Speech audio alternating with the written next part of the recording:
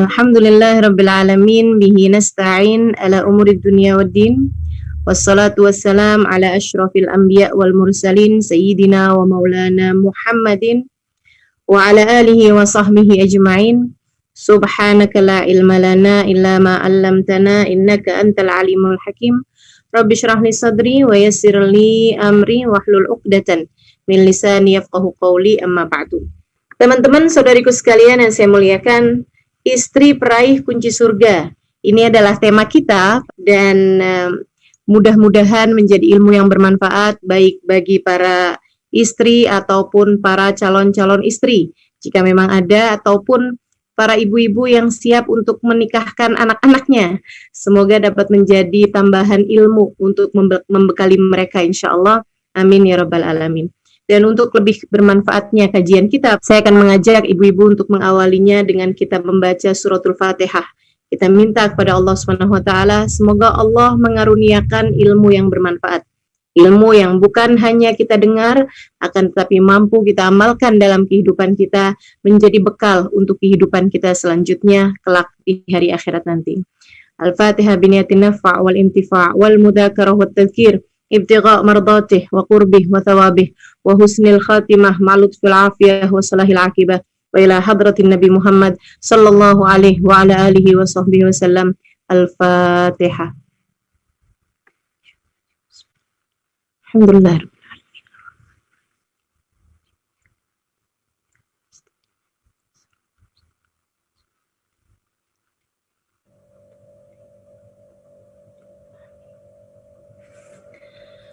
Saudari-saudariku sekalian yang saya muliakan, istri peraih kunci surga tentu diawali dengan adanya pernikahan yang dianggap sah dalam bingkai agama kita, dalam aturan agama kita. Dan pernikahan itu sendiri sebagaimana yang disampaikan oleh baginda kita Nabi besar Muhammad sallallahu alaihi wasallam adalah sebagai sebuah ibadah paling panjang. Beliau mengatakan an-nikahu sunnati faman raghiba an sunnati falaysa minni. Nikah adalah bagian dari sunnahku. Nikah adalah jalan hidupku. Nikah adalah sesuatu hal yang aku pilih untuk menjadi cara menjalankan kehidupan bagiku. An-nikahu sunnati. Bahkan dalam hadis yang lain Nabi Muhammad menyebutkan bahwa nikah ini adalah merupakan sunnah seluruh para nabi-nabinya Allah Subhanahu wa taala. Dari sejak Nabi Adam yang dinikahkan oleh Allah Subhanahu wa taala di surga dengan Siti Hawa, sampai kemudian Nabi Thid, sampai kemudian Nabi Idris, Nabi Nuh, dan nabi-nabi yang sesudahnya, sampai kepada baginda kita Nabi besar Muhammad sallallahu alaihi wa ala alihi wasallam. Semua nabi-nabinya Allah Subhanahu wa taala menikah. Karena itu merupakan kesempurnaan kehidupan bagi seorang hamba. Sekali lagi, semua para nabi-nabinya Allah Subhanahu wa taala menikah. Karena itu merupakan bagian dari kesempurnaan hidup seorang hamba. Hambanya Allah Subhanahu wa taala.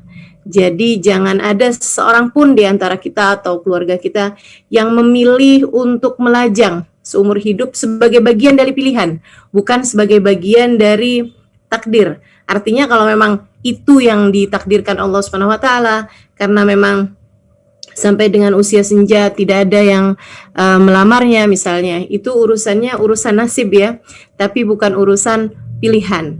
Artinya bahwa semua dari kita perlu memilih untuk tidak melajang dalam hidupnya sebagai pilihan dari hidupnya, sebab itu merupakan bagian dari kesunahan yang sudah disunnahkan oleh baginda kita Nabi besar Muhammad SAW, yang merupakan jalan hidup maksud saya ya. Bukan artinya sunnah dalam artian berpahala jika dilakukan, tidak apa-apa jika ditinggalkan, akan tapi yang dimaksudkan dengan sunnah dalam apa yang disampaikan Nabi Muhammad an-nikahu sunnati ini, maksudnya adalah bahwasanya nikah merupakan jalan hidup yang dipilih oleh Nabi Muhammad SAW, dan di kalimat sesudahnya Nabi menegaskan, faman raghiba an sunnati falaysa minni. Siapa yang enggan terhadap konsep pernikahan, falaysa minni, maka dia tidak termasuk dari kelompokku, kata Nabi Muhammad. Artinya enggan dengan konsep pernikahan menganggap bahwa pernikahan itu sesuatu hal yang meribetkan, dan itu banyak terjadi ya di beberapa negara-negara yang dianggap sebagai negara modern dan individual seperti Jepang misalnya. Saya dapat kabar bahwa di Jepang itu orang pada males nikah. Mungkin karena ribet sama urusan anak dan juga ribet ngadepin mertua barangkali ya. Sehingga mereka memilih untuk tidak menikah dan melajang saja seumur hidupnya.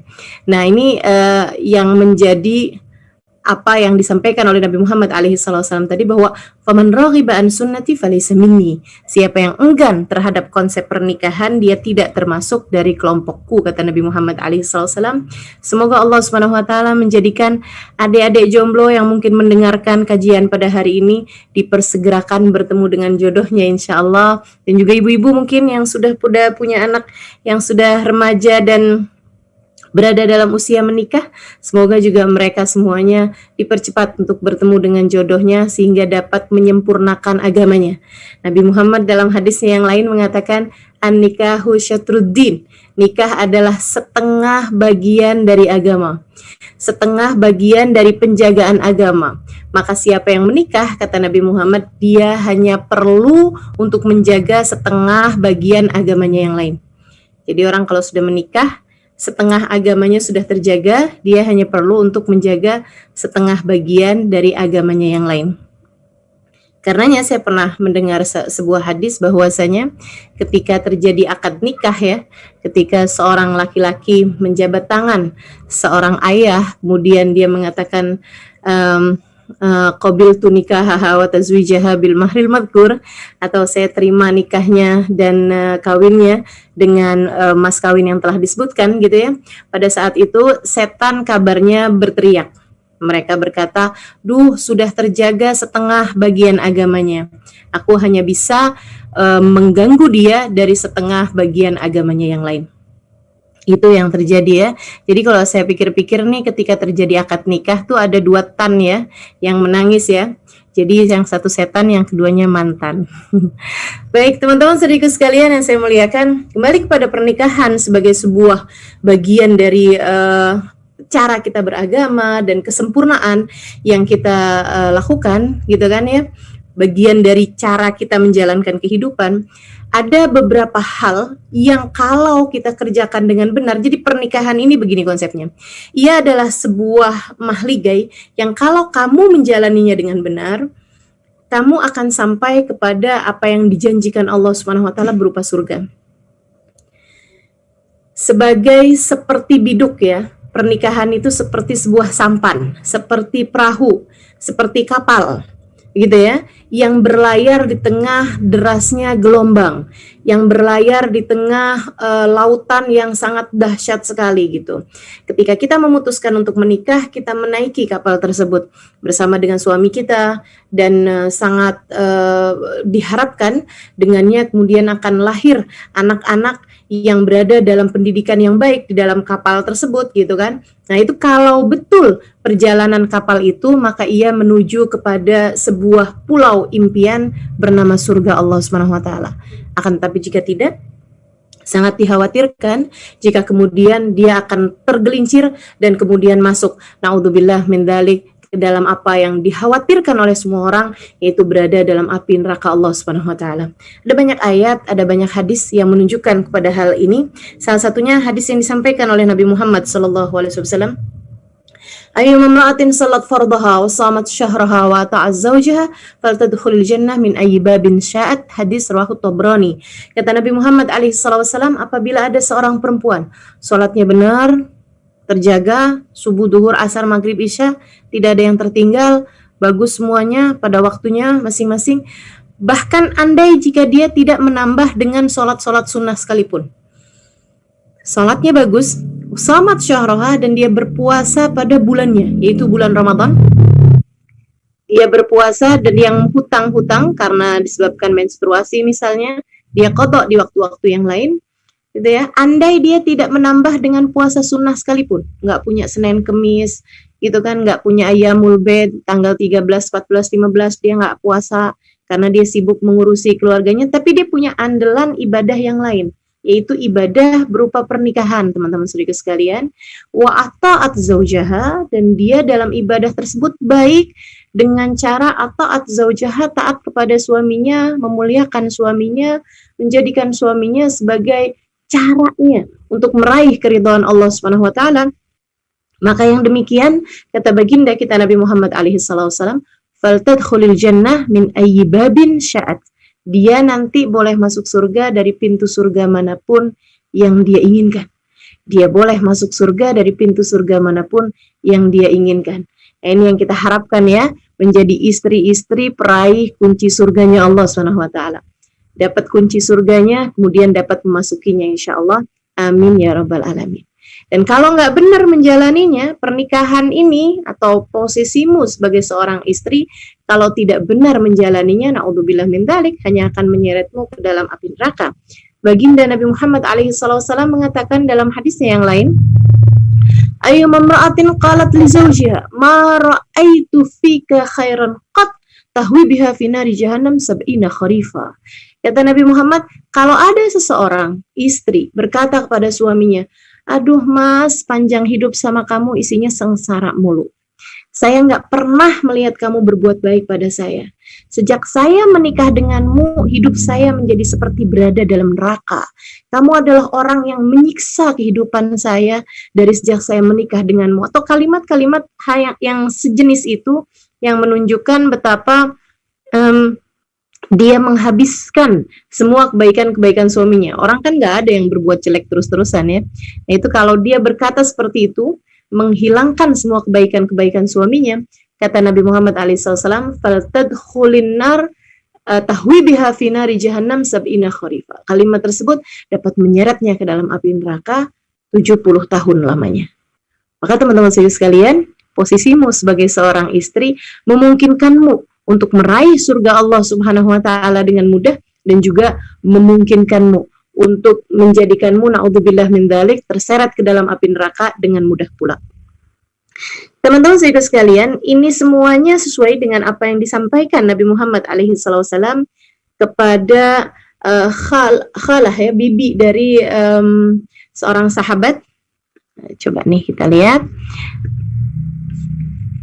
Kepada seorang bibinya seorang sahabat ya, di mana dia mengatakan, diceritakan dari Al-Husain bin Mihsan bahwa bibinya datang menemui Rasulullah SAW untuk sebuah keperluan. Setelah selesai, Rasulullah bertanya kepadanya, amutazawijah anti, apakah engkau bersuami? Ia mengatakan, bala ya Rasulullah, iya wahai Rasul. Nabi kemudian bertanya lagi, kaifa anti bih? Kata Nabi Muhammad, bagaimana kamu terhadapnya? Wanita tersebut menjawab, aku tidak pernah menyia-nyiakannya wahai Rasulullah, kecuali jika aku tidak mampu. Artinya, aku selama ini berusaha untuk taat padanya, untuk memuliakannya. Aku tidak pernah menyia-nyiakannya, nggak pernah nyuekin dia, nggak peduli padanya, menjadi istri yang salehah ini ya maksudnya. Rasulullah kemudian mengatakan, fanduri ilaih, fa innama huwa jannatuki wa naruki. Jagalah perlakuanmu kepadanya, sesungguhnya ia adalah surga dan neraka bagimu. Hadis rawahu Ahmad dan hadis rawahu Tabrani. Nah, teman-teman sedikit sekalian saya muliakan, ingat-ingat kata-kata ini, saya selalu menjadikannya sebagai pengingat bagi diri saya ketika datang ujian-ujian dalam hati saya, ya, saya selalu akan ingat-ingat, fa innama huwa jannatuki wa naruki famduri ilaih fa innama huwa jannatuki wa naruki. Perhatikan betul bagaimana perlakuanmu terhadap suamimu, sebab ia adalah surga atau neraka bagimu. Saudariku sekalian yang saya muliakan, sebab ia adalah surga atau neraka bagimu. Perhatikan perlakuanmu kepada suamimu, sebab ia adalah surga atau neraka bagimu. Catat itu dalam relung hatimu yang paling dalam. Ingat-ingat setiap kali datang hal-hal yang menggoyahkan hatimu untuk menjadikan suamimu bukan sesiapa. Sebab suamimu bisa jadi dia adalah bukan sesiapa bagi orang lain, akan tetapi bagimu, fa innama huwa jannatuki wa naruki, ia adalah surga atau neraka bagimu. Demikian pesan baginda kita Nabi besar Muhammad sallallahu alaihi wa ala alihi wa sahbihi wasallam. Maka teman-teman saudariku sekalian saya muliakan, seperti yang tadi saya sampaikan, bahwasanya kehidupan berumah tangga yang kita jalani atau yang akan dijalani bagi kawan-kawan yang mungkin belum menikah ya, itu adalah sebuah perjalanan menuju surga Allah Subhanahu wa taala. Ketika kamu diberi oleh Allah Subhanahu wa taala takdir menjadi seorang istri, kamu adalah seseorang yang telah diberi oleh Allah Subhanahu wa taala sebuah kunci. Kuncinya ini adalah kunci surga. Kamu bisa menggunakannya dengan benar ataupun kamu bisa menyia-nyiakannya begitu saja. Kamu bisa membuangnya begitu saja, tidak menganggapnya sebagai sesuatu, akan tetapi kamu juga bisa untuk mulai melangkah menuju kepada surga dengan membawa kunci tersebut hingga kamu dapat membuka kunci itu dan masuk di dalamnya, bahkan seperti yang disabdakan Nabi Muhammad SAW, min ayyi babin sya'at, dari pintu manapun yang kamu inginkan, dari pintu manapun yang kamu inginkan. Maka teman-teman saudariku sekalian yang saya muliakan, nah sekarang bagaimana nih caranya nih? Kalau kita mau menjadikan, saya udah setuju nih Ustazah misalnya gitu kan, bahwa menjadi seorang istri adalah seseorang yang diberi kunci untuk dia menuju kepada surganya. Saya sudah setuju nih, untuk saya mau menjadikan posisi saya sebagai seorang istri sebagai cara saya untuk menuju kepada surga Allah SWT. Tapi bagaimana caranya? Nah, kalau kamu bicara tentang cara, yuk kita pelajari teman-teman saudariku sekalian yang saya muliakan. Apa saja atau bagaimana cara untuk menjadikan posisi kita sebagai seorang istri orang-orang yang mampu meraih kunci, meraih surganya Allah Subhanahu wa taala dengan kunci yang telah diberi oleh Allah ini. Saudariku sekalian yang saya muliakan, sudah kita pahami bersama bahwasanya pernikahan itu adalah sebagai sebuah ibadah. Bahkan boleh dikatakan ia adalah ibadah yang paling panjang, yang kalau diberi waktu malah jadi nggak sah. Jadi kalau misalnya waktu akad gitu kan, dibilangin gitu, saya menikahi putrimu, atau saya menikahkan kamu dengan putri saya, misalnya gitu ya, katanya seorang ayah, untuk jangka waktu 1 periode presidenan misalnya gitu, 1 periode kabinet gitu, 5 tahun maksudnya. Nah, itu malah justru nggak sah gitu. Tidak diperkenankan memberi jangka waktu untuk sebuah pernikahan. Atau saya menikahkan kamu dengan putri saya sepanjang masa pandemi. Jadi kalau udah pandeminya udah habis, berarti udah selesai juga masa nikahnya. Itu juga nggak sah gitu. Jadi gantungkan dengan apapun masa pernikahan itu malah justru tidak sah. Dari sini tidak sahnya adanya pernikahan kontrak ya, kawin kontrak gitu kan dengan jangka waktu. Teman-teman sekalian, jadi pernikahan ini boleh dianggap sebagai sebuah ibadah yang paling panjang. Kalau kamu sholat, kamu hanya perlu waktu untuk bersiap-siapnya dengan wudhu, pakai mukena, kemudian sholatnya saya rasa hanya 15 menitan aja, begitu kan ya, sampai dengan sholat tersebut selesai dengan kamu salam dan sesudahnya kamu berdoa sebagai sebuah kesempurnaan sholat tersebut. Nah itu, kalau kamu berpuasa hanya perlu waktu dari subuh sampai maghrib aja gitu. Begitu datang waktu maghrib, kamu malah haram untuk terus berpuasa. Misalnya ada orang gitu ditanyain waktunya Isya, oh kamu belum makan-makan, ya ini kan bulan Ramadan, tapi kan ini udah Isya, saya ibadahnya panjang, puasanya sampai dengan jam 12 malam misalnya gitu. Ibadahnya malah justru nggak sah. Ada jangka waktu untuk setiap ibadah, termasuk juga ibadah haji misalnya. Perlu waktu berbulan-bulan, bisa jadi dari sejak berangkat sampai pulang, terutama buat orang yang perjalanannya sangat jauh ya, apalagi zaman dulu kan ditempuh pakai kapal laut misalnya begitu. Perlu waktu berbulan-bulan, tapi kan hanya berbulan-bulan, habis selesai pulang dia udah nggak haji lagi gitu. Nah, kalau pernikahan ini ibadah yang saya rasa paling panjang ya. Ada yang sudah menikah selama 20 tahun, bahkan 40 tahun, bahkan 50 tahun, 60 tahun masih dalam masa menikah gitu kan. Berarti dia telah menjalani ibadah yang sebegitu panjangnya. Dan sebagaimana halnya ibadah, sebagaimana layaknya ibadah, seperti ibadah-ibadah yang lainnya, ibadah itu bisa sah apabila memenuhi syarat-syarat dan rukun-rukunnya, apabila memenuhi peraturan-peraturan dalam ibadah tersebut. Orang kalau mau sholat tapi ngadepnya nggak mau ngadep ke arah kiblat misalnya begitu kan ya, Dia nggak mau tuh sholatnya ngadep ke arah kiblat, dia maunya ngadepnya ke selatan atau ke utara misalnya. Kalau ditanya kenapa, soalnya kalau ngadep ke sana saya ngelihat pemandangan yang kurang bagus, jadi saya ngadepnya ke utara aja. Nah itu kan nggak sah gitu. Sama halnya dengan ibadah menikah, ini juga menjadi tidak sah kalau tidak memenuhi peraturan-peraturannya. Apa aja peraturan-peraturannya? Seperti mana ibadah yang lain, diwajibkan adanya niat di dalam ibadah tersebut, maka ini juga melatar belakangi peraihan surga yang akan didapat bagi seorang istri jika memenuhi niat-niat yang baik ya dalam pernikahan. Artinya bahwa kalau kamu niatnya benar dalam pernikahan, kamu juga akan menjalani pernikahan dengan baik pula. Sama halnya dengan orang kalau sholat niatnya enggak benar atau enggak tepat niatnya, seperti jam segini niatnya usolli sunat tahajud rokaatain lillahi ta'ala misalnya, sama-sama 2 rakaat, sama-sama nutup aurat, sama-sama ruku sujud, akan tetapi dengan niat yang salah tersebut maka enggak sah pula lah sholatnya. Jam sekarang misalnya gitu ya, usolli sunat tarawih rokaatain lillahi ta'ala, sama-sama sholatnya 2 rakaat gitu, akan tetapi karena niatnya yang salah kan jadi nggak sah pula kan sholatnya gitu.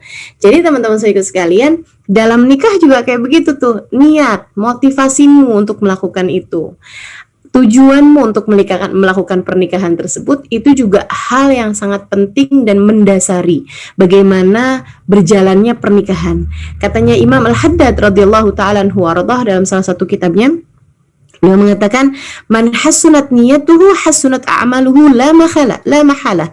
Siapa yang bagus niatnya mengerjakan sesuatu, maka akan bagus pula lah amal perbuatannya. Secara pasti, kalau bagus niatnya bakalan bagus perbuatannya, bakalan bagus hasil perbuatannya. Wa man sa'at niyatuhu sa'at a'maluhu la mahalah. Dan siapa yang buruk niatnya dari sejak awal, maka akan buruk pula lah perbuatannya la mahalah secara pasti. Nah, maka teman-teman sekalian saya muliakan, perhatikan betul niatmu dalam menikah. Ustadzah, niat kan di awal, nih saya nikahnya nih udah lama bener nih, gimana nih caranya? Nah ya, karena nikah itu adalah ibadah yang panjang, memang nikah itu boleh bagi kita untuk memperbaharui niat gitu. Bahkan kita harus terus-terusan memperbaharui niat dalam pernikahan kita. Ingetin diri tentang apa sih tujuan kamu menikah? Apa sih motivasimu untuk menikah? Nih kamu pengen jadi istri, ini apa motivasimu untuk itu gitu. Nah, apa niat-niatan yang baik dalam menikah itu? Teman-teman sedikit sekalian saya muliakan, yang pertama niatnya mau nyari ridhonya Allah Subhanahu wa taala. Mau mencari ridhonya Allah Subhanahu wa taala, sebab seperti yang tadi saya sampaikan, nikah itu adalah ibadah yang berujung surga. Nikah itu adalah ibadah yang menghasilkan ridhonya Allah Subhanahu wa taala ketika kita menjalankannya dengan penuh kebaikan, sebab orang yang diridhoi Allah kan dimasukkan ke dalam surganya gitu. Nah itu seperti itu. Dan juga niat menikahnya salah satunya adalah untuk memperbanyak adanya generasi orang-orang muslim, muslimah, mukminah, mukmin yang benar-benar layak untuk mendapatkan keridhaan Allah Subhanahu wa taala. Sebab untuk syarat utama ya, tentu saja untuk melahirkan orang-orang yang benar-benar baik begitu kan ya, muslim, muslimah, dan punya keimanan yang baik, itu adalah adanya pendidikan yang baik dari orang tuanya gitu. Dan pendidikan yang baik dari orang tuanya itu didasari dengan adanya pernikahan. Teman-teman sekalian, kalau udah mohon maaf kebobolan duluan gitu kan, hamil, akan lebih sulit lagi untuk menjadikan anak yang lahir di luar nikah tersebut itu sebagai anak yang saleh dan saleha. Nabi Muhammad SAW mengatakan, tanakahu takthuru fa inni mubahin bikumul umam yaumal qiyamah. Menikahlah kalian sehingga kalian menjadi banyak. Menikahlah kalian wahai umatku sehingga kalian menjadi banyak. Fa inni mukatsir bikumul umam yaumal qiyamah, karena aku akan berbangga dengan banyaknya kalian di hari akhirat nanti. Gitu ya. Jadi niat kita menikah yang pertama untuk mendapatkan keridhaan Allah Subhanahu wa taala, yang kedua untuk menjadi penyebab syafaat Nabi Muhammad sallallahu alaihi wasallam dan menjadi penyebab kebanggaan Nabi Muhammad alaihi salatu wasallam di dalam hadis yang telah saya sebutkan tadi. Fa inni mubahin bikumul umam yaumal qiyamah, dalam riwayat fa inni mukatsir bikumul umam yaumal qiyamah, karena aku akan berbangga dengan banyaknya kalian di hari akhirat nanti. Sesuatu hal yang akan dibanggakan oleh Nabi kita Muhammad sallallahu alaihi wasallam saat beliau menggiring kita umatnya, teman-teman saudariku sekalian. Gitu. Niat-niatan yang seperti ini tuh jangan sampai terkalahkan, gitu ya.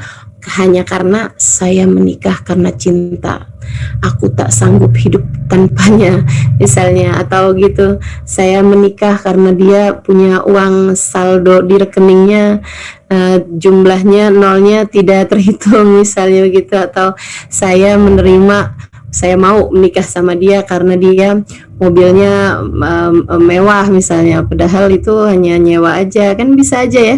Jadi teman-teman saudaraku sekalian saya muliakan, jangan menikahi seseorang karena harta, jangan menikahi seseorang karena rupa, jangan juga menikahi seseorang karena cinta. Jangan gitu. Apalagi kalau menikah seseorang hanya karena saya takut zina daripada saya zina gitu. Kenapa kamu harus takut zina gitu? Jadi teman-teman sekalian, kalau kamu dari awal adalah seorang perempuan yang soleha, insya Allah nggak perlu lagi menikah hanya karena takut terhadap perzinaan. Kamu nggak zina kok, kenapa kamu harus zina gitu? Kita adalah hamba Allah Subhanahu Wa Taala yang soleha, tahu aturan, kita jauh dari hal-hal yang diharamkan oleh Allah Subhanahu Wa Taala, insya Allah. Amin ya rabbal alamin. Jadi teman-teman sekalian, sekali lagi jangan hanya menikah karena cinta ya. Saya banyak mendapati orang-orang yang menikahnya karena cinta, dia lupa bahwasanya menikah itu adalah sesuatu hal yang bentuknya rasa hati, dan rasa hati itu kamu jangan lupa juga bahwasanya Allah Subhanahu Wa Taala adalah yang membolak-balikannya. Allah menamakan dirinya muqallibal qulub. Makanya dalam salah satu doanya Nabi Muhammad mengatakan, ya muqallibal qulub, tsabbit qalbi ala dinik. Wahai zat yang membolak-balikan hati, tetapkanlah hati kami berada dalam keimanan padamu. Allah yang membolak-balikan hati. Betapa banyak orang yang menikah karena cinta, pada masa menikahnya 5-6 tahun kemudian atau bahkan kurang daripada itu menjadi seseorang yang menjadi paling dia benci dalam hidupnya. Yang berawal dengan aku tak mampu hidup tanpamu, berakhir dengan aku tak sanggup hidup denganmu. Yang berawal dengan hidupku bersamamu serasa surga, berakhir dengan hidupku bersamamu serasa berada dalam neraka. Maka teman-teman saudaraku sekalian, rasa yang terlalu akan berbalik menjadi sebaliknya dalam waktu cepat ataupun lambat. Ingat-ingat itu, karenanya jangan biarkan rasa-rasa yang seperti itu menjadi niat-niatmu untuk melakukan sebuah ibadah yang sedemikian agungnya. Niatkanlah pernikahanmu mencari ridha Allah, niatkanlah pernikahanmu mencari kebanggaan Nabi Muhammad alaihi salatu wasallam, dan niatkanlah pernikahanmu tersebut untuk meraih kunci surgamu sendiri, jalan surgamu sendiri, seperti yang disampaikan Nabi Muhammad alaihi salatu wasallam, fa innama huwa jannatuki wa naruki. Sesungguhnya suamimu adalah jalan surga bagimu, atau jika kamu tidak benar memperlakukannya bisa menjadi jalan neraka bagimu. Jadi teman-teman saudaraku sekalian saya muliakan, perhatikan betul bagaimana caramu memperlakukan niat di dalam hati kita ini ya. Dan ada satu hadis yang semacam mengancam gitu. Siapa yang menikahi seseorang hanya karena hartanya, Allah Subhanahu Wa Taala akan menghalangkannya dari hartanya, kata Nabi Muhammad SAW. Punya suami sih, kaya sih, tapi habis kawin bangkrut, bisa aja. Punya suami, milihnya karena dia kaya sih, tapi pelitnya nauzubillah, bisa aja gitu. Jadi yang namanya kekayaan itu Allah sudah mengancam, dalam maksudnya seperti yang disampaikan Nabi Muhammad SAW ya, bahwasanya siapa yang menikahi seseorang hanya karena harta, Allah malah justru akan menghalangkannya dari hartanya tersebut, sebab memang bukan itu tujuan kita untuk melakukan ibadah yang bernama pernikahan. Kemudian yang berikutnya, ada juga orang-orang yang menikahi hanya karena rupa.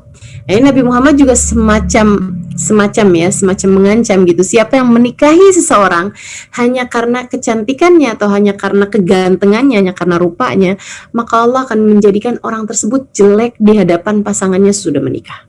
Coba tuh perhatikan, berapa banyak orang yang menikah hanya karena rupanya gitu. Kemudian sesudah menikah dia menjadi tidak lagi menarik ya. Tidak lagi menarik di hadapan pasangannya. Maka kita juga mesti jaga-jaga ini. Niatnya mesti kita perbaharui terus. Kalau dulunya saya menikah hanya karena rupa, sekarang wajiblah bagi kita untuk memperbaharui niat kita. Jangan lagi hanya karena rupanya gitu. Kalau dulunya menikah karena harta, sekarang waktunya buat kita untuk memperbaharui niat kita dan mengingatkan diri kita untuk tidak menikahi dia atau saya menjadi istrinya bukan karena rupanya, bukan karena hartanya, akan tetapi karena saya bersama dengannya semoga akan menjadi penyebab saya masuk ke dalam surga Allah Subhanahu wa taala, akan menjadi penyebab saya meraih keridhaan Allah, akan menjadi penyebab saya menjadi seorang yang layak dibanggakan di hadapan Nabi Muhammad sallallahu alaihi wasallam sebagai nabi saya. Itu niatnya diperbaharui. Nabi juga dalam hal ini mengatakan dengan jelas ya, bahwasanya kata Nabi Muhammad, tunkahul mar'ali arba'. Perempuan tuh biasanya dinikahi karena 4 hal. Lijamaliha, karena kecantikannya, limaliha, karena kekayaannya, lihasabiha, karena anaknya siapa gitu kan, garis keturunannya. Nabi kemudian mengatakan yang keempatnya lidiniha, karena agamanya. Nabi menyebutnya karena agamanya nih yang nomor 4. Padahal kalau kita lihat sekarang nih, zaman sekarang kayaknya nomor 17 deh. Gitu kan. Udah nggak jadi patokan lagi gitu bagaimana agamanya seseorang. Nabi kemudian mengatakan sebagai kesimpulannya, sebagai sebuah ajaran dalam agama kita, fadfar bidatid-din taribat yadak.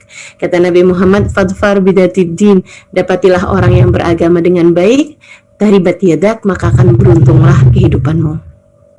Maka akan beruntunglah kehidupanmu. Niatnya agamanya aja.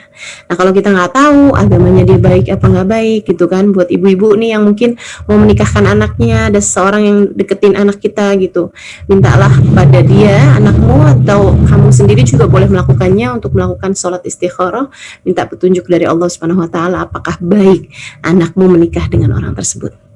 Buat adik-adik jomblo juga bisa melakukan yang seperti ini ya. Kalau ada yang melamarmu, jangan hanya lihat wibawanya, bawa mobil, bawa bawa berlian misalnya gitu. Jangan hanya lihat itunya begitu kan ya. Akan tetapi lihatlah bagaimana agamanya gitu. Dengan cara kamu beristikharah, minta petunjuk dari Allah Subhanahu Wa Taala. Dan jangan berani-berani kayak begini nih. Dia sih sekarang anak bandel ya, tapi siapa tahu aja kalau saya menikah sama dia akan jadi insaf gitu. Halo teman-teman sekalian, adik-adik, nggak usah main-main sama yang namanya pernikahan. Jangan pernah berpikir nggak apa-apa deh saya nikah sama dia nih anak nakal nih, dia nih anak bandel nih, dia bad boy nih gitu kan. Nanti kalau udah nikah sama saya dia akan insaf, dia akan taubat gitu seperti janjinya sama saya gitu. Dia sih sekarang pecandu narkoba, tapi kalau kawin sama saya dia kayaknya bakalan bener deh gitu. Berapa banyak kan orang-orang yang dulunya kayak gitu terus kemudian jadi baik gitu. Bisa begitu, tapi bisa juga sebaliknya. Kamu jangan-jangan yang ikut-ikutan. Naudzubillah min dzalik. Maka jangan berani-berani memutuskan hal yang seperti itu. Kamu tidak sekuat itu, Dek. Baik, teman-teman sekalian saya muliakan, maka yang pertama, ya seperti yang tadi saya sampaikan ya, perbaharui niat. Niatnya betul-betul sesudah beristikharah gitu kan, hasilnya baik, diniatkan mau nyari ridha Allah, mau nyari syafaat Rasulullah, mau nyari jalan surga bagi saya gitu. Makanya pastikan bahwasanya seseorang yang kamu menikah dengannya adalah orang soleh, sekurangnya dia melakukan perintah-perintah Allah Subhanahu Wa Taala yang wajib-wajib seperti kayak sholat gitu kan, dia tidak tinggal gitu. Saya pernah menulis, jangan pernah mau menikah dengan lelaki yang tidak sholat. Allah aja dia tinggalin, apalagi dirimu. Allah aja dia tinggalin, apalagi diri kamu gitu. Allah loh yang nyiptain dia tinggalin gitu, apalagi dirimu. Nah buat ibu-ibu yang udah terlanjur Ustazah suami saya nggak sholat, jangan kemudian udah mulai sekarang ceraikan saya misalnya gitu. Enggak gitu juga Bu, kita perbaiki yang ada. Yuk kita perbaiki yang ada ya. Jadi nih yang pasti perbaharui niatmu di dalam hatimu ini, ya Allah, saya kepengen jadi istri yang solehah bagi suami saya, sebab dia adalah jalan surga bagi saya, sebab dia adalah jalan surga bagi saya.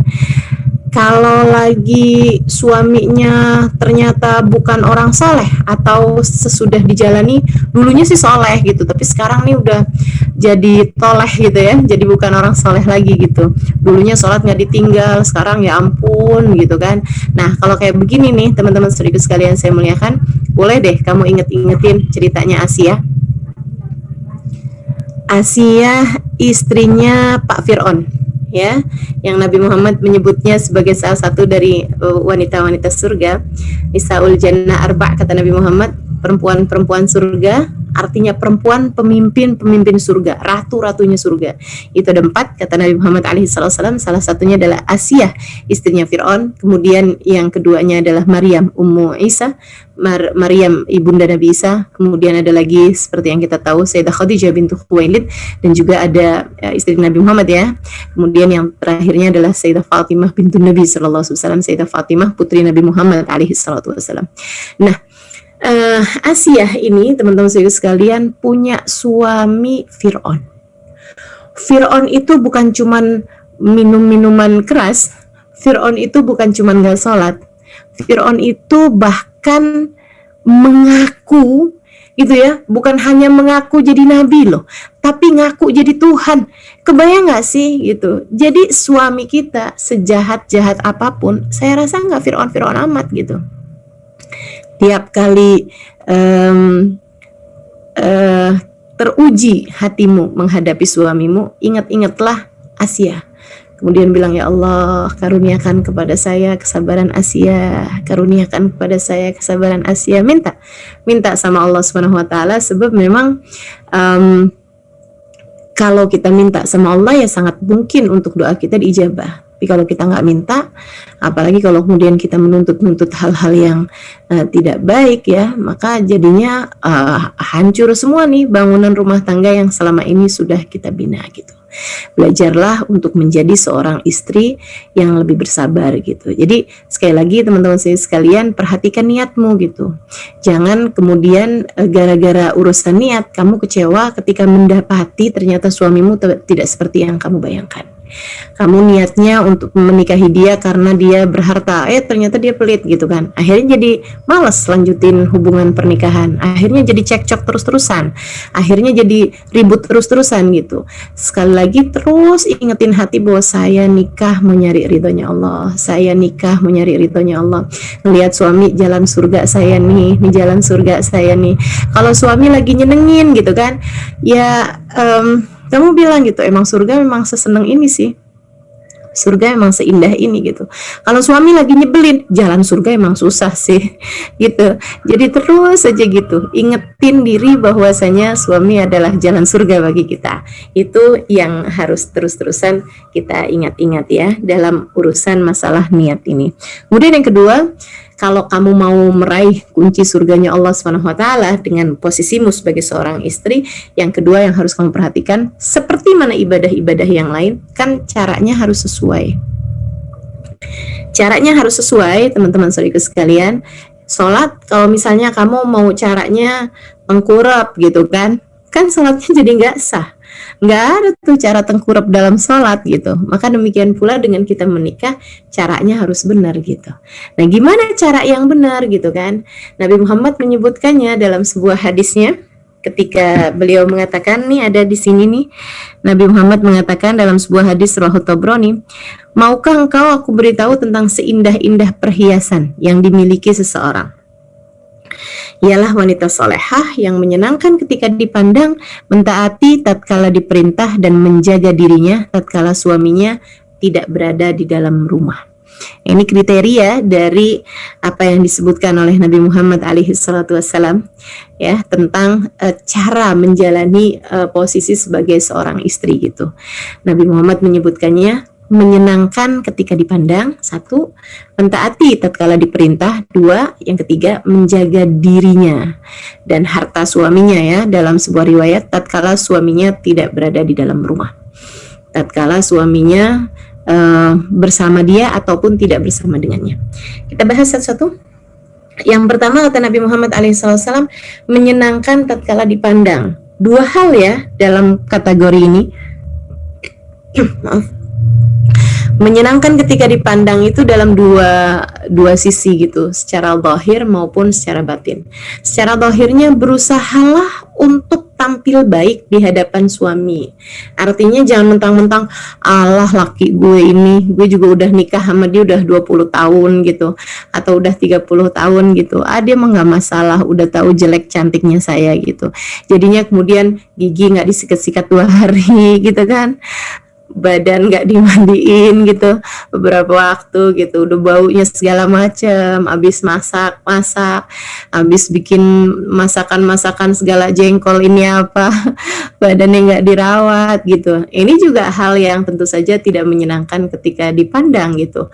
Rambutnya nggak disisirin berapa minggu gitu kan, pas suaminya masuk pintunya gelap, rambutnya panjang dan maju ke depan semua. Ya ampun, jangan salahin siapa-siapa kalau kemudian suamimu lebih takutan melihat dirimu daripada melihat film horor di televisi. Menyenangkan ketika dipandang. Ini juga harus kita jaga, teman-teman saudara sekalian.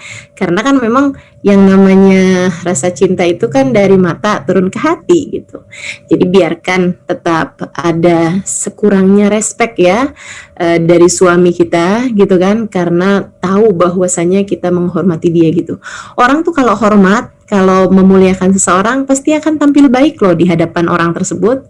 Ibu-ibu mau ketemu atasan gitu kan, atau mau ketemu atasan suaminya atau apa gitu kan, pasti dandan rapi lah sekurangnya gitu. Nah, suamimu ini pemegang kunci surgamu loh Bu, jangan lupa. Jadi juga ya sekurangnya gitu, jagalah dari suamimu matanya gitu. Jangan biarkan ia melihat darimu kecuali pantas buat dilihat. Jangan daster yang udah robek-robek kamu pakai terus dengan bilang enak soalnya nih, adem gitu kan. Apalagi kena semilir angin gitu misalnya gitu. Jangan begitu Bu. Itu enak yang lihat, enak yang make, tapi nggak enak yang lihat gitu. Jadi dijagain lah gitu ya pandangan mata suami kita, dan juga dijagain juga hidungnya. Jangan biarkan dia mencium dari kita kecuali bau wangi gitu. Usahakan untuk itu gitu. Dan itu kamu dapat pahala yang luar biasa besarnya loh. Kalau kamu memakai wewangian di hadapan suamimu gitu ya. Bukan hanya ketika kamu mau kondangan, atau bukan hanya ketika kamu mau kumpul-kumpul arisan gitu, kamu pakai minyak wangi, tapi di hadapan suamimu kamu juga mengenakan wewangian yang layak gitu kan untuk dia gitu, yang dia sukai gitu. Kemudian jaga juga dari dia telinganya gitu ya. Kita juga berusaha untuk menjaga betul-betul pendengarannya. Jangan biarkan dia mendengar darimu kalimat-kalimat yang menyakitkan hatinya. Itu penting banget itu bagi seorang istri untuk menjaga lisannya. Ini adalah cara kita menjalankan kehidupan kita sebagai seorang istri. Wanita yang salehah, wanita yang menyenangkan tatkala dipandang dan mentaati tatkala diperintah. Bukan membangkang, apalagi na'udzubillah min dzalik ya, melafalkan kalimat-kalimat yang sudah pasti menyakiti hati suaminya gitu. Kamu tuh ya nggak pernah bisa diandalkan. Saya punya suami, kamu tuh kayak nggak punya suami gitu. Nah itu kalimat-kalimat yang seperti itu juga jangan pernah deh keluar dari lisan kamu gitu. Apalagi pakai acara nyebut-nyebut mantan. Saya nyesel kawin sama kamu. Coba kalau saya kawin sama dia, sekarang dia udah jadi ketua apa misalnya gitu ya. Nah itu jangan sampai terjadi. Hal yang seperti itu menyakitkan hati suamimu. Gantilah kalimat-kalimatmu itu dengan kalimat-kalimat yang manis. Qaulan karimah, Allah Subhanahu wa taala menyebutnya ya. Kalimat-kalimat yang dermawan, kalimat-kalimat yang suamimu ketika mendengarnya itu serasa mendapatkan hadiah yang lebih dari sekedar uang.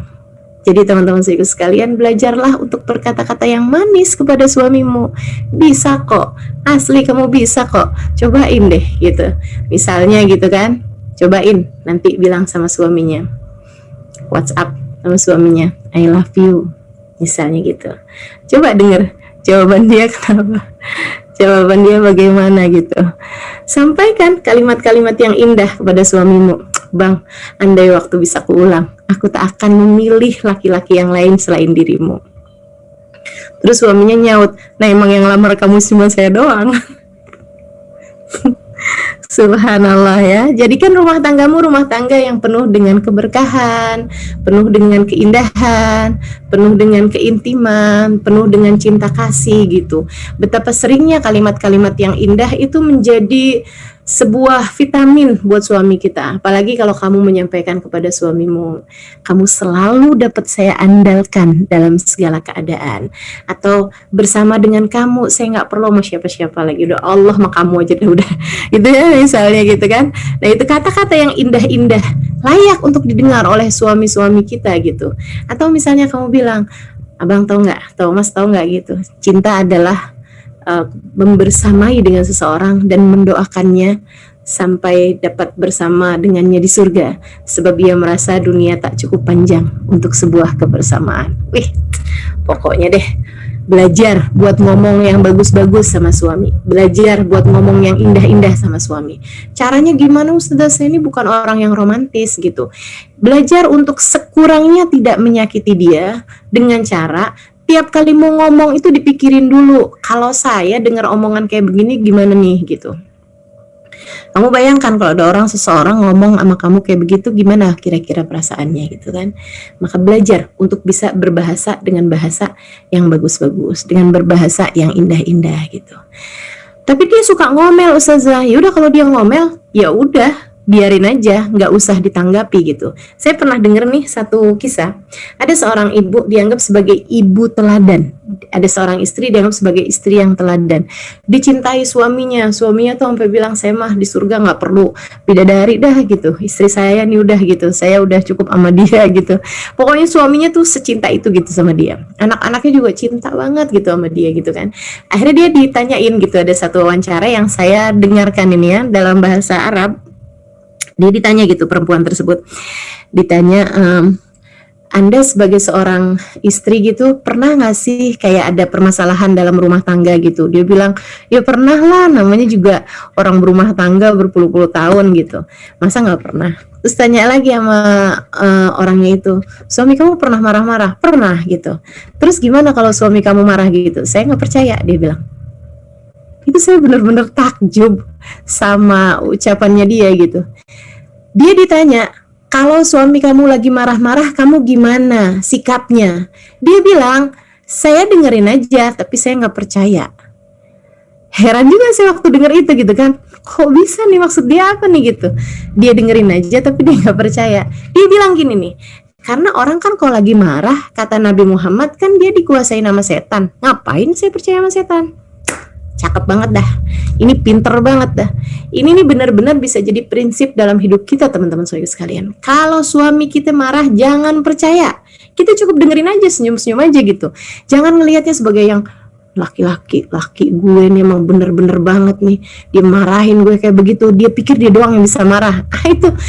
Itu teman-teman sekalian, nggak banget. Saya pernah loh lihat, saya satu hari pernah ada kucing naik ke atas meja makan saya gitu. Dia kayaknya mau nyuri ikan gitu kan, udah keciuman bau ikan, dia naik ke atas meja makan saya. Saya pas keluar kamar gitu, ngelihat dia di atas meja, saya teriak panggil mbak saya gitu. Terus akhirnya mbak keluar gitu, terus mbak saya ngambil sapu. Teman-teman sekalian, kayak mau mukul tuh kucing gitu. Si kucing itu, dia kemudian turun. Tapi sebelum dia turun, dia ngeliatin mbak saya dengan tatapan mata kayak yang, lo nggak tahu siapa gue gitu, kamu nggak tahu gitu, saya adalah kucing preman paling hebat nih di sini atau apalah gitu. Tapi pandangan matanya tuh pandangan mata mengancam. Saya pikir kalau cuman buat sekedar marah, kucing juga bisa. Jadi kalau suami kamu marah, kamu jangan balas kemarahannya dengan kemarahan yang sama gitu. Kalau kamu kayak begitu, dia marah, kamu marah lagi, ya habis dong rumah tangganya. Gak ada lagi yang bisa kamu perhatikan. Tahu gak sih, orang kalau lagi marah tuh hatinya dipermainkan sama setan. Seperti anak kecil mempermainkan bola, teman-teman. Jangan pernah mau dikuasai kemarahan. Itu setan semua tuh yang lagi main-main dengan perasaanmu di saat kamu sedang marah gitu. Sama halnya dengan suamimu ketika sedang marah, hatinya dikuasain sama setan gitu. Bener katanya si ibu tadi itu, yang jadi panutan tadi itu ya.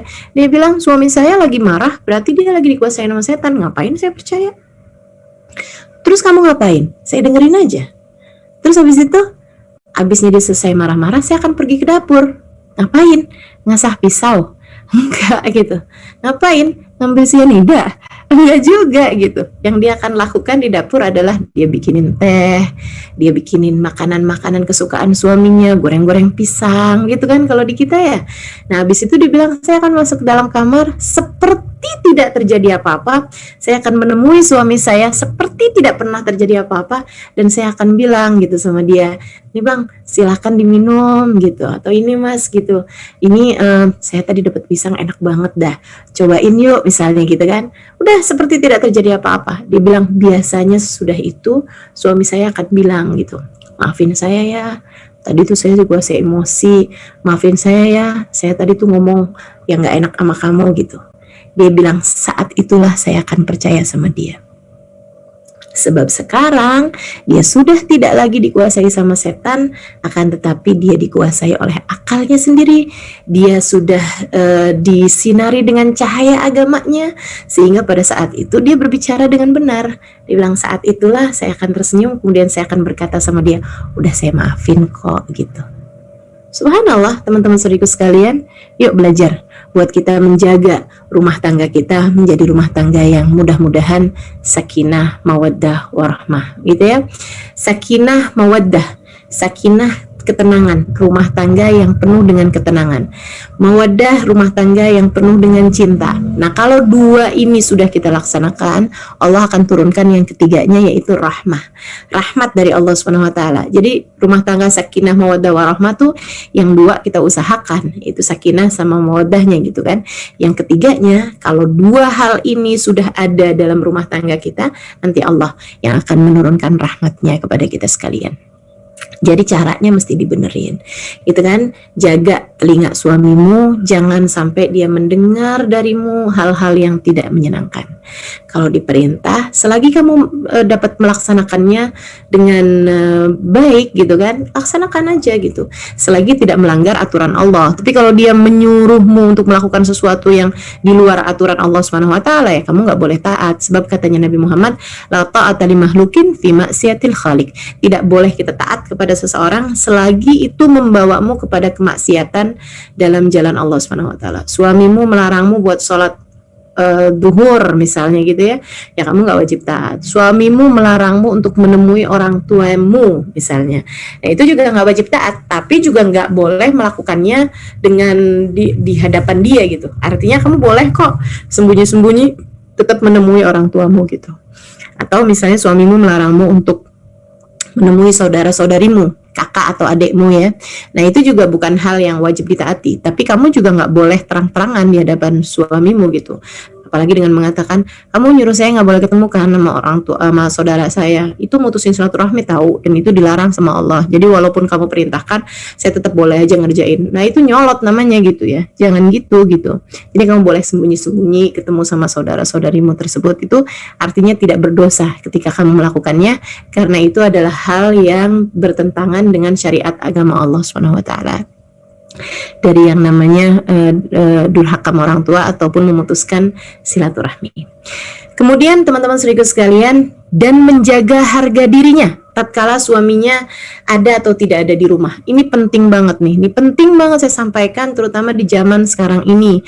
Teman-teman saudaraku sekalian, ada berapa banyak rumah tangga yang terhalang dari meraih surganya Allah Subhanahu wa taala. Ada berapa banyak istri terhalang untuk meraih surganya Allah Subhanahu wa taala hanya disebabkan karena masih terhubung sama mantan, masih berhubungan sama seorang laki-laki, walaupun hanya di media sosial, atau walaupun hanya lewat chat di kolom chatnya ya, ataupun lewat telepon gitu kan. Akan tetapi hal-hal yang seperti ini dapat merusak keutuhan rumah tanggamu dalam pandangan Allah. Ketika suamimu sudah tidur di waktu malam dan ada bunyi WhatsApp masuk ke dalam HP-mu, kamu membukanya jam 10 malam, ternyata ada seorang laki-laki bertanya padamu, tadi kamu udah makan? Misalnya gitu. Apa pentingnya kamu udah makan malam di hadapan seorang laki-laki yang mungkin saat ini dia juga sedang berada di samping istrinya? Apa pentingnya? Itu bukan sesuatu hal yang bisa menurunkan nilai keuangan negara kita, teman-teman. Nggak ada pentingnya sama sekali. Jadi jangan ditanggapi. Kalau ada orang-orang iseng, jangan ditanggapi. Apalagi sesuatu hal yang bisa merusak hatimu. Hati-hati sama setan. Setan tuh emang suka kayak gitu tuh. Kata Allah Subhanahu wa taala, wala tattabi'u khutuwati syaitan. Janganlah kalian mengikuti step by stepnya setan. Hati-hati sama langkahan-langkahannya setan. Setan tuh dimulai dengan, hai, apa kabar? Dari seorang laki-laki di HP-mu, teman-teman saudaraku sekalian, yang bisa kemudian merusak bangunan rumah tangga dan membuatmu kehilangan kunci surgamu. Jaga dirimu. Kamu jangan berpikir, alah suami saya nggak tahu ini. Suamimu bisa jadi nggak tahu, tapi Allah tahu. Jangan lupa itu. Suamimu bisa jadi nggak tahu, tapi malaikat raqib atid yang bersamamu tahu. Ma yalfidu min qaulin illa ladaihi raqibun atid. Kata Allah Subhanahu wa taala dalam Al-Qur'an, tidaklah seseorang melafalkan satu ucapan melainkan Allah Subhanahu wa taala telah mengutuskan malaikat raqib dan atid untuk mencatatnya. Semua hal yang ada dalam dirimu tercatat, teman-teman saudaraku sekalian. Hati-hati sama hal ini. Jangan biarkan kamu dikuasai oleh hawa nafsumu, jangan biarkan kamu dikuasai oleh setan yang kemudian merusak rumah tangga kalian. Tahukah kamu bahwa setan itu kalau udah bisa merusak rumah tangga orang, kalau udah bisa bikin sebuah rumah tangga itu jadi hancur, itu setannya dapat piala. Setannya tuh dapat hadiah yang paling besar dalam dunia persetanan gitu ya. Dia bisa diangkat jadi setan of the moon atau setan bulan ini gitu ya, atau setan tahun ini gitu. Ketika dia mampu menjadikan rumah tangga yang asalnya tenang-tenang aja kemudian jadi berantakan. Jangan mau dikuasai setan hanya karena hal-hal yang seperti ini, untuk membuatmu kemudian ngerasa suami saya nggak cukup perhatian sama saya, nih laki-laki ini nih perhatian banget sama saya, nanyain aja gitu, saya tadi makan apa gitu kan. Nah ini jangan biarkan hatimu dikuasai oleh hal yang seperti ini. Ingat-ingetin suamimu jalan surgamu, suamimu kunci surgamu, ingat-ingetin itu gitu. Kemudian ingatkan kepada dirimu sendiri, saya tidak mau kehilangan surga saya. Kalau saya kehilangan kunci surga saya gitu, di mana lagi saya akan mencarinya. Saya nggak mau kehilangan itu. Terus ingetin diri sendiri untuk jangan mau-maunya kamu hancurkan apa yang selama ini sudah kamu punya dengan hanya perhatian sedikit yang kamu dapat oleh seorang yang tidak berada dalam hubungan yang sah denganmu. Teman-teman saudara sekalian, memang sih kadang-kadang ya yang haram-haram tuh kelihatannya jadi cakep gitu. Karena memang setannya itu zayyana syaitan lahum a'malahum. Setan tuh suka memperlihatkan yang jelek-jelek tuh kayak bagus gitu. Itu emang kerjaannya setan. Biarin aja setan mengerjakan jobnya. Nah kamu sebagai hamba Allah juga silahkan kamu tunjukkan job kamu, bagaimana baiknya kamu menjalankan perintah Allah Subhanahu wa taala menjadi istri yang salehah. Semoga Allah mampukan kita semuanya insyaallah. Amin ya rabbal alamin. Jadi jaga dirimu, jaga harta suamimu, jaga harga diri, nama baik keluargamu ya, jaga dengan baik ketika suamimu ada di dalam rumah ataupun ketika suamimu tidak berada di dalam rumah. Kemudian teman-teman saudaraku sekalian saya muliakan, hal penting lainnya yang juga saya rasa perlu untuk saya sampaikan, kalau kamu ingin menjadi istri yang dapat meraih kunci surga Allah Subhanahu wa taala dan masuk surga dengan posisimu sebagai seorang istri ya, adalah untuk memastikan bahwasanya dirimu dan suamimu jauh dari harta yang haram. Harta itu kayak bensin loh teman-teman. Kalau bagus, jalannya bagus. Tapi kalau salah, nggak bisa jalan, bahkan bisa menghancurkan semua mesinnya gitu ya. Kalau kayak ibarat kendaraan gitu. Kalau kendaraan itu bahan bakarnya bensin terus kamu isinya dengan spiritus misalnya gitu, nah itu kan bisa berantakan semua, bisa hancur semuanya gitu. Nah itu tuh bahan bakarnya rumah tangga kita tuh adalah harta halal. Kalau harta yang masuk maksudnya gitu ya, harta masuk. Kalau hartanya halal maka berjalannya dengan baik gitu. Mobil nih kalau diisi dengan bensin, apalagi bensinnya bensin yang bagus gitu kan, bukan hanya apa tuh namanya, bensin yang iya, yang mestinya bensin diisi solar gitu kan, bisa jalan sih tapi kan kurang bagus gitu. Nah kalau misalnya diisinya dengan pertamax gitu kan, walaupun dia cukup dengan pertalit ya namanya, misalnya gitu, cukup dengan pertalit tapi dia isinya dengan pertamax gitu, atau apalagi pertamax plus, waduh jalannya bisa kenceng banget gitu. Demikian pula dengan sebuah rumah tangga. Rumah tangga kalau bahan bakarnya bagus, hartanya halal, insya Allah jatuhnya jadi bagus semuanya gitu. Akan tapi kalau belum udah diisinya dengan harta yang haram, na'udzubillah min dzalik, nanti susah untuk menjaga keutuhan rumah tanggamu. Jadi beranilah berkata kepada suamimu, hati-hati bang, hati-hati mas, jangan pernah mau membawa ke dalam rumah kita harta yang tidak jelas kehalalannya. Sebab kita semuanya enggak kuat kalau sampai harus terpisah di dunia untuk kemudian terpisah di akhirat. Coba deh teman-teman, coba silahkan aja lihat, perhatikan dengan seksama orang-orang di kantormu, orang-orang di sekelilingmu, orang-orang yang kamu kenal gitu, yang berani-berani sama yang haram. Coba perhatikan rumah tangganya kayak gimana, hancur semua. Hancur semua. Kamu yang berada di dalam lingkungan yang seperti itu lebih bisa lihat daripada saya. Tapi ini yang memang disampaikan gitu ya dalam ajaran agama kita, bahwasanya kalau rumah tangga tuh udah haram, itu udah, kalau hartanya tuh udah haram dalam sebuah rumah tangga tuh hancur semuanya. Rumah tangganya bisa hancur, anak na'udzubillah bisa jadi pecandu narkoba, bisa berada dalam pergaulan yang bebas gitu kan. Suami juga kayak begitu gitu, bisa main-main perempuan segampang-gampangnya, bisa aduh udah deh, kalau udah hartanya haram tuh semuanya bakalan rusak. Akan tapi kalau hartanya halal, walaupun dia kelihatannya lebih sederhana dari sesama rekan-rekannya, sesama sejawatnya, seletingnya, sekantornya gitu ya, sederajatnya lah gitu dalam posisinya di perkantoran, tapi kalau udah hartanya halal, nah itu rumah tangganya akan lebih berjalan dengan baik gitu. Sebab harta yang halal seperti yang tadi saya sampaikan gitu ya, akan menjadi bahan bakar yang bagus bagi tubuh kita dalam melaksanakan ibadah, dalam menjaga lisan, dalam menjaga hubungan, dalam melakukan apapun aja. Kalau udah halal, halal semuanya. Dan yang sering bikin para suami-suami itu berani-berani sama yang haram-haram, itu juga banyak diantaranya yang saya dengar itu dari kalangan istrinya yang menuntut, yang pengen dibeliin ini itu, yang pengen diajak jalan ke sana kemari gitu kan, yang pengennya pokoknya yang bawa, yang pakai visa gitu kan, yang pakai paspor gitu. Nah ini yang kayak beginian nih yang kemudian bisa merusak apa yang sudah kamu raih dari mahligai rumah tangga yang kamu harapkan bisa membawa kepada keridhaan Allah Subhanahu wa taala. Katanya Nabi Muhammad alaihi wasallam, orang doa aja, rojul yutilu safar albar. Kata Nabi Muhammad, ada seorang laki-laki yang dia udah panjang perjalanannya, musafir kan doanya mustajab gitu ya. As akbar, dia udah dekil, lapar, lusuh gitu. Madda yadayhi ila sama, mengulurkan tangannya ke langit. Wayaqul ya Rabb, dan dia mengatakan ya Allah, ya Allah, ya Allah.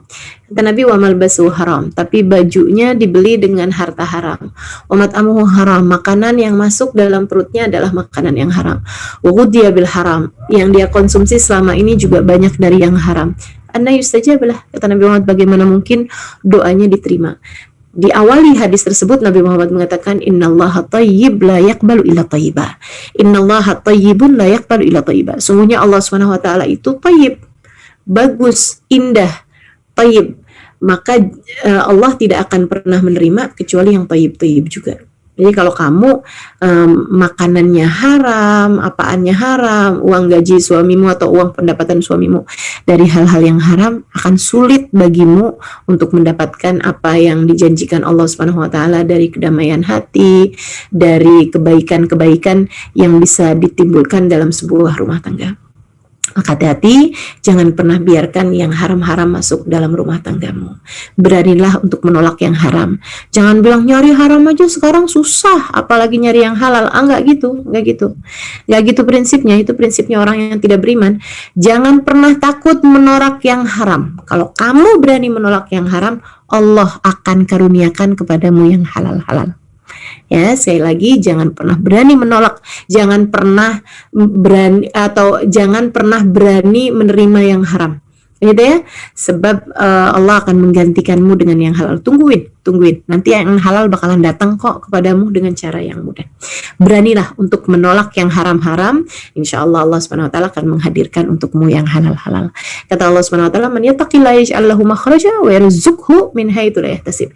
Siapa yang jalan hidup yang dia tempuh adalah jalan takwa, takut sama Allah Subhanahu Wa Taala, maka Allah akan memberikan jalan keluar untuk setiap permasalahannya, dan Allah akan menganugerahkan padanya rezeki dari arah yang tidak dia sangka-sangka. Cukup pegangan dengan itu, dan jangan pernah berani sama yang haram. Kemudian yang terakhir, jadi tadi itu ya saya udah nyampein 3 hal, untuk saya sampaikan yang keempatnya, yang terakhirnya. Yang pertama, perbaharui niat atau perbaiki niatmu terus-terusan. Kemudian yang kedua, benerin caramu dalam menjalani rumah tangga ini sehingga sesuai dengan apa yang sudah diajarkan oleh Allah Subhanahu Wa Taala dan Rasulnya. Kemudian yang ketiganya, yang baru saja saya sampaikan, pastikan semuanya bahan bakar rumah tanggamu ini dari sesuatu yang halal. Jangan menuntut suami sehingga dia kemudian berani melakukan sesuatu yang haram dari korupsi dan lain sebagainya. Kemudian yang keempatnya, yang terakhirnya adalah iringilah senantiasa rumah tanggamu dengan doa.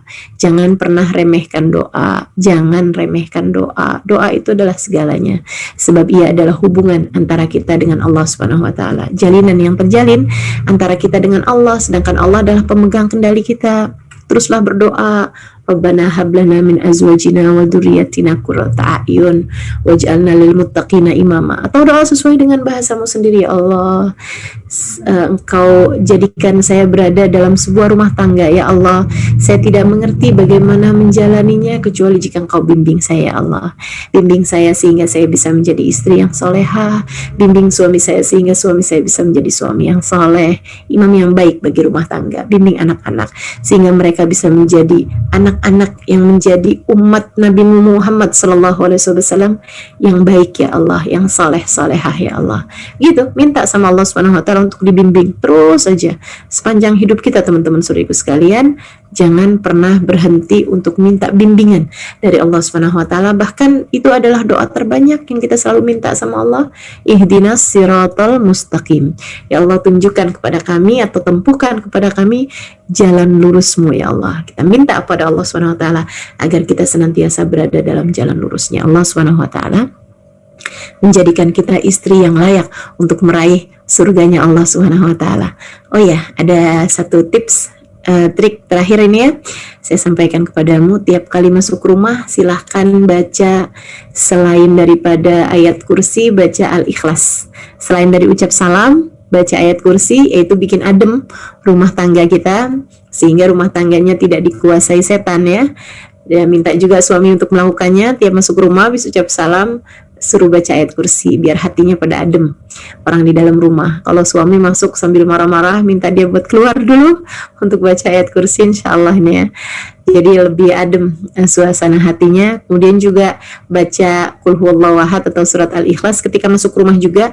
Ini akan membuat kita insya Allah rezeki nggak kurang-kurang ya, rezeki nggak kurang-kurang masuk dalam rumah kita. Itu yang diajarkan baginda kita Nabi besar Muhammad sallallahu alaihi wasallam, menjadikan rumah tangga kita rumah tangga yang penuh dengan keberkahan, penuh dengan pandangan kasih sayang dari Allah Subhanahu Wa Taala, insyaallah. Rabbana zalamna anfusana wa illam taghfir lana wa tarhamna lanakunanna minal khasirin. Rabbana atina fid dunya hasanah wa fil akhirati hasanah wa qina adzabannar. Wa sallallahu ala sayyidina Muhammadin wa ala alihi wa sahbihi wasallam. Da'waum fi subhanakallahumma wa tahiyyatuhum fiha salam. Akhiru da'wana alhamdulillahi rabbil alamin. Taqabbalallahu minna wa minkum taqabbal ya karim. Semoga semudah mendengarkannya pada hari ini. Allah mudahkan kita untuk dapat mengamalkannya. Ala hadihin ya wa ila hadratin Nabi. Al-Fatihah. Bismillahirrahmanirrahim. Alhamdulillah rabbil alamin. الرحمن الرحيم مالك يوم الدين إياك نعبد وإياك نستعين اهدنا الصراط المستقيم صراط الذين أنعمت عليهم غير المغضوب عليهم ولا الضالين آمين ربنا تقبل منا إنك أنت السميع العليم تب علينا إنك أنت التواب الرحيم دوام فيها سبحانك اللهم وتحياتهم فيها سلام آخر دعوانا أن الحمد لله رب العالمين. Mudah-mudahan bermanfaat, kurang lebihnya mohon maaf. Wal afu minkum.